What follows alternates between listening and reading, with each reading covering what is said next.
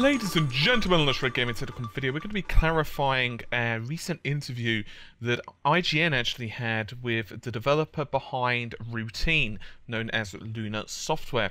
So, this interview came to my attention from a viewer of ours on Red Gaming Tech.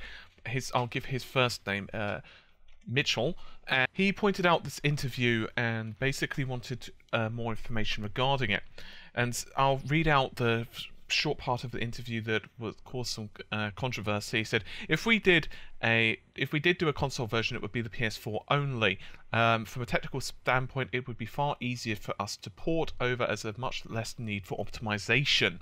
And so it became a bit unclear, because just slightly under that, they were also discussing perhaps, you know, the Xbox One, and the problem is because they're a very small team, they don't really have the staff, which is understandable. It's really difficult if there's just a few of you doing everything. We have exactly the same problem here on RGT. And basically they only had a 4-person team, and that's why they're not porting games to the Xbox One. And so there was a bit of ambiguity there, because, you know, is it because the Xbox One's hard to develop for, or is it just because we're a small team? And so anyway, I questioned the developers on this, and a chap on from Lunar Software, and his name is Aaron, actually responded to me, so many thank yous to him.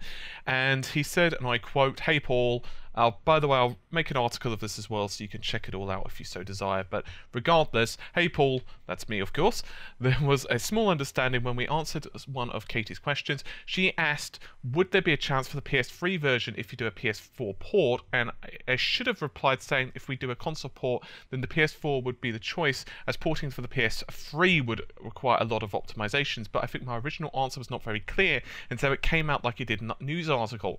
I'm still getting used to answering these things, a bit more clarity, but this was completely my fault. We're 100% focused on the PC version. We won't be touching anything else until that's done. I don't want to spend any time porting a game and getting in the way of making the game as good as it should be. There are only 4 of us making Routine, and only one of us is a programmer, so we need to be smart where we spend our time." And then he thanked me and signed off as Aaron. So, end quote. So that's pretty much it.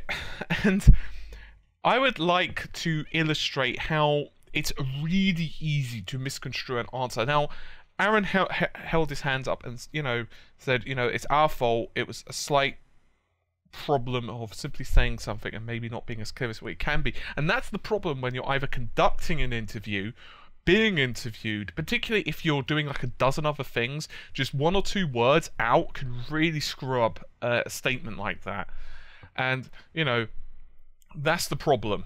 And of course, many people aren't doing panic stations and saying, you know, this means Xbox One is ridiculously hard to program for, and that's why they're not doing it, or whatever. But it does leave a little bit of ambiguity there, and that's the problem. And as I said, I don't blame them for it. First of all, I did hold their hand up.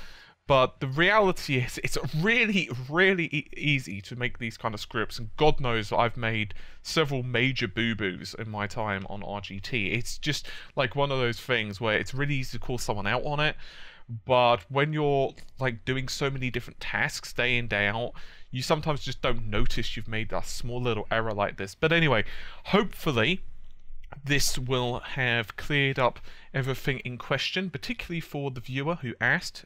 Once again, Mitchell, so he posted on Facebook, so thank you to him for bringing this to my attention. Hopefully it's clarified things for him, and hopefully it gives you guys a little bit of information as well. So anyway, as I said, right below this video, you know, if you look down and all, you'll see the description, and it shall give you an insight into the view. I've basically just posted a link to the IGN article, and I've also posted in a quote to the update.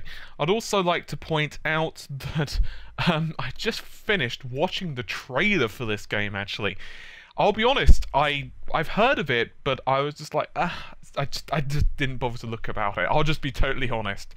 And it was only when I was researching to kind of ask these questions, and I was like, wow, this game actually looks pretty cool.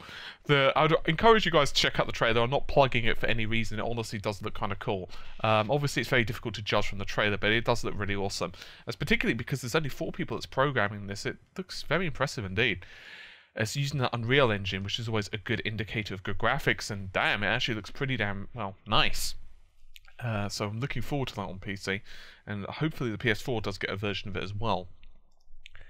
Anyway, I'm going to let you guys go. Hopefully you've enjoyed the video and the article as well, if you so choose to peruse it. Take care, and bye for now.